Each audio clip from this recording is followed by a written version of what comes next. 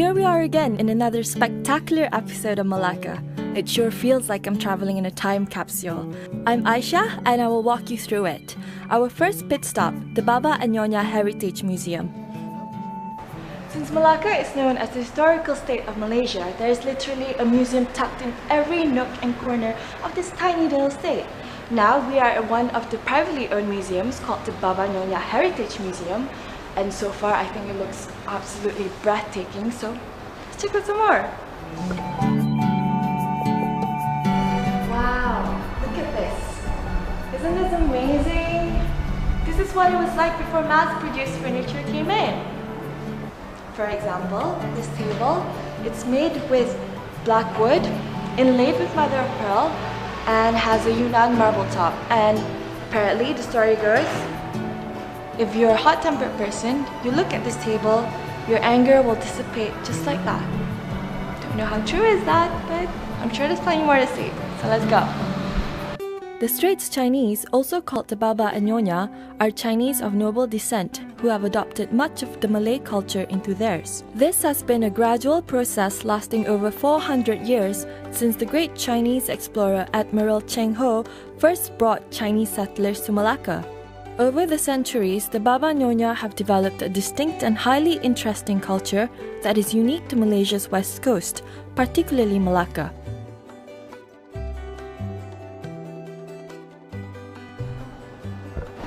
We're now on the first floor in the gorgeous master bedroom, and guess what I'm standing on? It's a peeping hole. Back in those days, the master would use this to check whoever was at the door. And it so happens that the person was someone whom the master does not wish to see, he would actually throw a bucket of water over to show as a sign of unwelcome. Here at the Baba and Nyonya Heritage Museum, the public can now view the historical artifacts unique to this heritage at a captivating private museum run by the Babas and Nyonyas of Malacca. Within the walls of this heritage building, you can learn everything there is to know about this unique culture. Well worth a visit.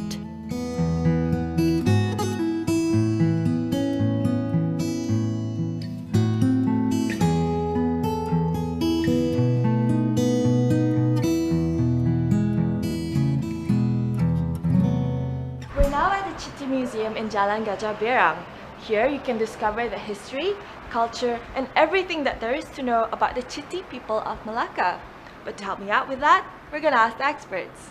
Mr. Raja is gonna help us learn more about the Chitty people of Malacca. So Mr. Raja, help me out. Could you tell me more, please? Yeah, so I'm Raja, my name is Raja. I'm one of the Malacca Chitty, original Malacca Chitty who stayed here for 56 years. Wow. So I'm the one of the original Malacca Chitty. We have one people from Java that is in Java who came here to trade in Malacca on spicy. So where did the Indian culture come from? The Indian, the one they come from India, there is a Chittiya. Chatti or Chitti originally means a member of one of the trading jati of South India. In present-day Malacca, it is used to refer to a member of the Malacca-born Hindu community. Their mother tongue is Malay. They adhere to Saivitic Hinduism that was brought to Malacca in the 15th century, and their dress, methods of food preparation, and forms of entertainment exhibit distinctively local flavors. Like the Baba Chinese, they are quite different from the other Hindus, who retain their native languages and know their places of origin in India. Before we make a visit to the Portuguese settlement, I will take you for a ride on the first ever revolving tower in Malacca, the Taming Sari Tower. From a height of 80 meters, the ride offers you a spectacular and panoramic view of historical Malacca city. And afar with a host of interesting sights such as St. Paul's Hill, Independence Memorial Building, Malacca River, Samudra Museum, and the ship Pulau Dalama, Dataran Pahlawan, Pulau Besar, and the Straits of Malacca. That apart, you will also see the fast and rapid development taking place in the state.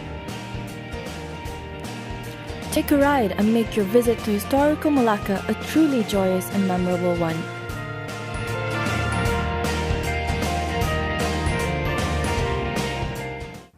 Well now, didn't I promise to take you guys for a visit at the Portuguese settlement? Well, here we are. Here in Melaca, you can also meet the Seranis, which are the descendants of Portuguese centuries ago. We're now at the Portuguese settlement in Malacca, and here I have Mr. Gomez with me to help tell me more. The uniqueness is in the people itself. Now, we are the Portuguese descendants, which were left down by the Portuguese way back in 1511. And I would say that the uniqueness is in the people, and it's not on the walls, and neither is it in the buildings. Now, why is it unique? Is because our people have intermarried with the local people here. Now, the uniqueness is in the way they live, is in the way what they practice actually, and how they interact with one another and with the other races. Now, that gives it a unique. One of its kind in Malaysia, this village is a reservation for about 1,000 of Portuguese Eurasians.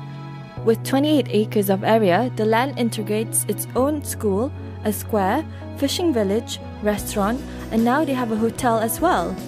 Locals call the Portuguese Eurasians Serani. Their mother language is Kristang, an ancient Portugal language they used 5 centuries ago. Historians name them Luso Malays, who are the descendants of Portuguese that came during the 15th century and whom, after the conquest of Malacca, stayed here and married the local women.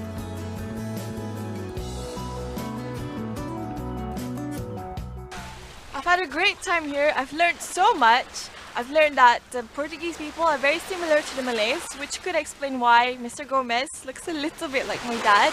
And after this, I'm gonna go eat there, all the nice Portuguese food, while enjoying the beautiful view of the sea. Here we are at the end of our journey. Well, see you guys soon!